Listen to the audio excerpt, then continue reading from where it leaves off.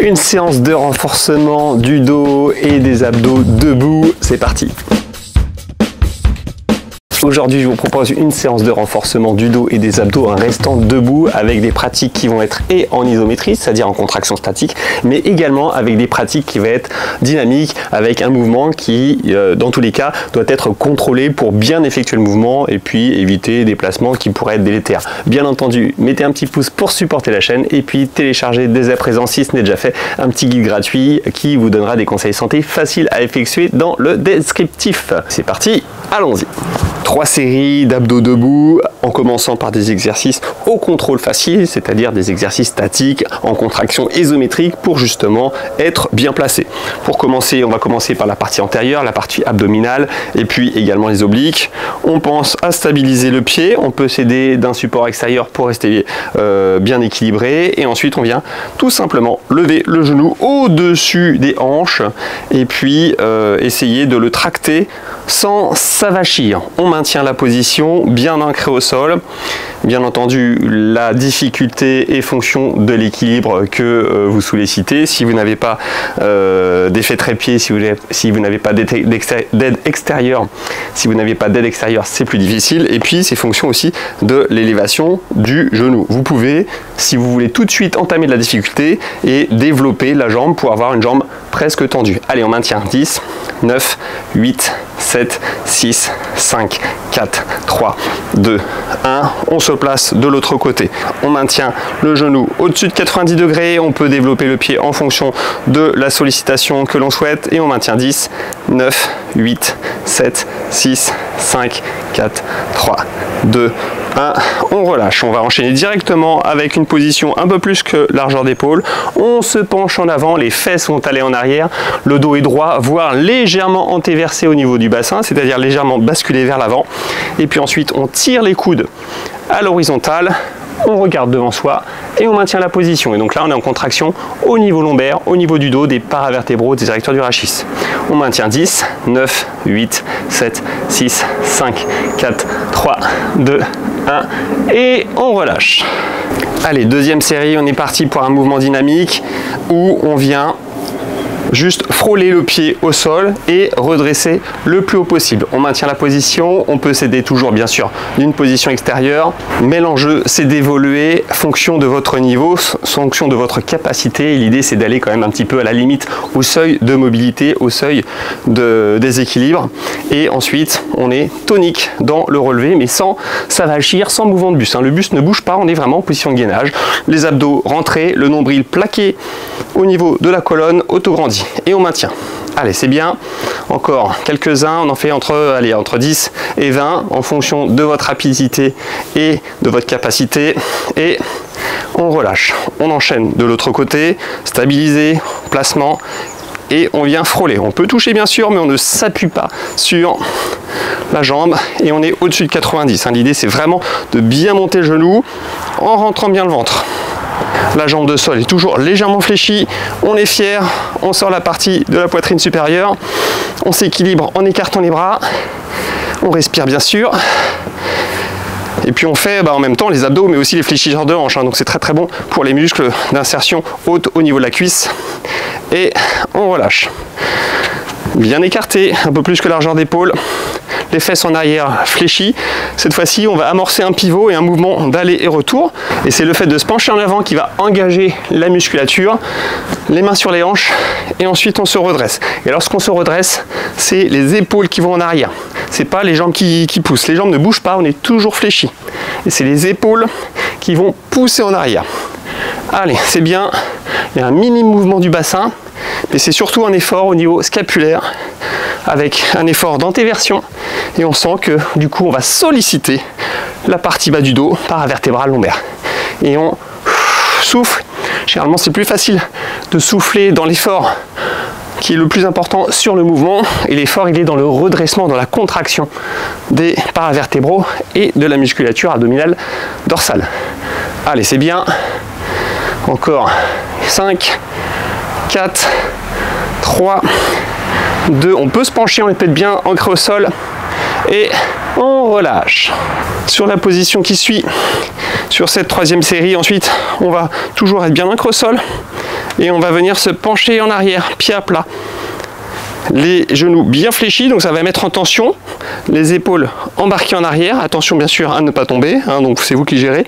Mais le fait de se mettre en arrière, ça va solliciter une contraction de la zone du gainage, de la gaine abdominale pour maintenir. Donc il y a aussi les cuisses qui travaillent, hein, bien sûr, qui participent. Mais là on est sur un gainage et une gestion d'équilibre en arrière et en avant. Donc je vais pivoter de la partie avant, je vais doucement pour transférer le poids ensuite vers l'arrière. Voilà, c'est le bassin qui bouge, je suis toujours fléchi. Donc là on est bien sûr sur un gainage des cuisses, mais on est aussi sur un gainage pelvien, un gainage de la sangle abdominale et des lombaires. On se penche bien en arrière, bien en avant, on fait fonction des possibilités. Allez, c'est très bien. Et puis en plus, ça travaille la mobilité de hanche, la mobilité dorso-lombaire et surtout lombo-sacré. Et allez, encore 5. On va doucement en avant. 4. Fonction de votre niveau, c'est vous qui gérez la mise en tension. On est beaucoup en contraction excentrique, c'est-à-dire une contraction qui va dans l'ouverture, notamment ici. Hein, les abdos se contractent de plus en plus, mais à l'étirement également. Et on relâche. On peut bouger un petit peu, mini récupération. Ensuite, stabiliser, pourquoi pas une aide extérieure et on vient basculer le talon vers l'arrière en restant bien de face. Si on reste oblique, la position est modérée. Si on va chercher plus horizontal en tirant talon et en se redressant devant, c'est beaucoup plus prononcé. Donc c'est vous qui gérez la mise en tension. On peut écarter les pieds pour être plus équilibré, écarter les bras pardon pour être plus équilibré, les pieds dans tous les cas. Ou sinon un peu plus serré, c'est vous qui gérez, mais il faut être bien en face. Le bassin ne bascule pas. On aurait tendance à se laisser aller en ouverture. Non, là il y a vraiment un effort au niveau de la partie fessière et du moyen fessier.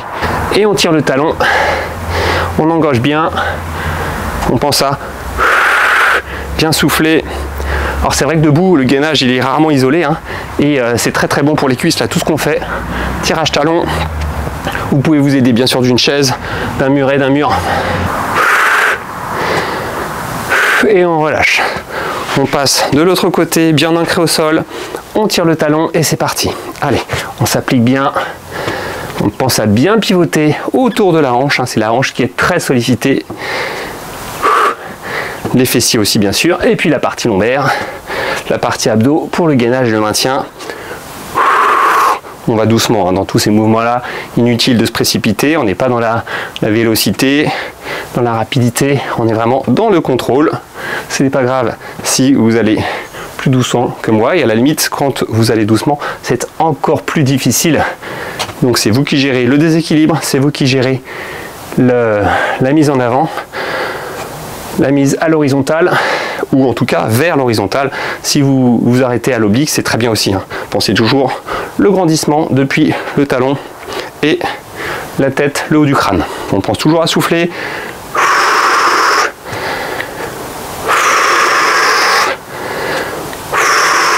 Et on relâche, c'est très bien.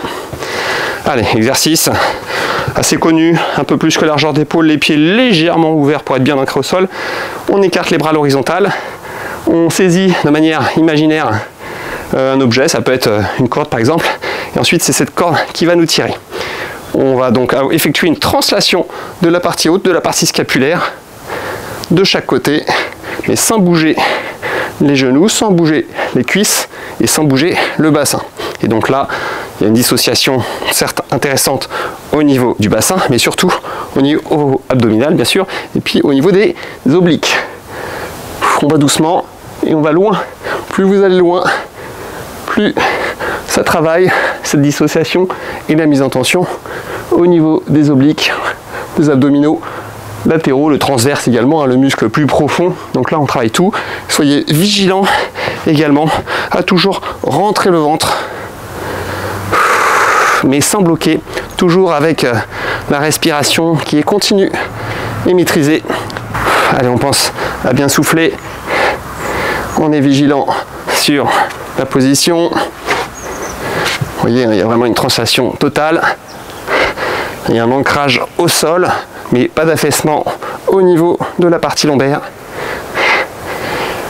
Et on relâche. On va passer sur un mouvement de torsion, les mains devant ou sur le côté, mais pas derrière. Les mains restent sur les tempes ou sur le front. Et ensuite, toujours ancré au sol, voire même les pieds légèrement vers l'intérieur. Je vais chercher à regarder un petit peu plus qu'à 90, voire même à aller chercher derrière moi. Et on y va doucement. Attention à ne pas s'affaisser. On va chercher à grandir encore une fois. Le bassin ne bouge pas, le bassin est toujours devant. Je suis bien ancré dans mes appuis, les genoux légèrement fléchis. Et donc c'est la torsion. Là aussi, au niveau des obliques, au niveau de la gaine abdominale, qui va permettre le mouvement. On va doucement. Hein. On n'hésite pas à faire un stop à la fin sur le mouvement pour pouvoir engager la contraction de manière plus intense. Allez, on continue, c'est très bien. Pensez à bien souffler. Si vraiment vous êtes à l'aise, vous pouvez écarter les bras. Ça va donner de l'envergure et donc un effort de contrôle au niveau de la ceinture scapulaire et au niveau notamment des épaules. Attention à rester bien aligné.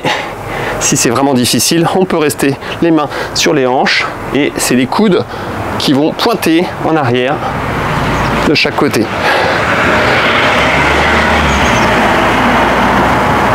Allez, on continue. On pense à bien souffler.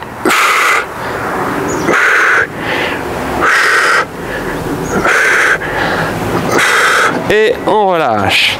Excellent. Donc, vous voyez, 5 à 10 minutes de mobilité, très engageant au niveau proprioceptif, au niveau de la gestion de l'équilibre, très engageant au niveau de la hanche, au niveau des muscles fixateurs du bassin, au niveau du bassin en tant que tel, et puis bien sûr au niveau de la gaine abdominale, grand droit de l'abdomen, oblique, paravertébraux. Donc excellent à faire, j'allais dire, dans tous les environnements, puisque c'est debout, donc c'est plutôt facile à effectuer. Pas d'excuses, le matin même de bonne heure ou le soir en fin de journée, vous avez voilà, de quoi faire pour pouvoir renforcer cette sangle abdominale.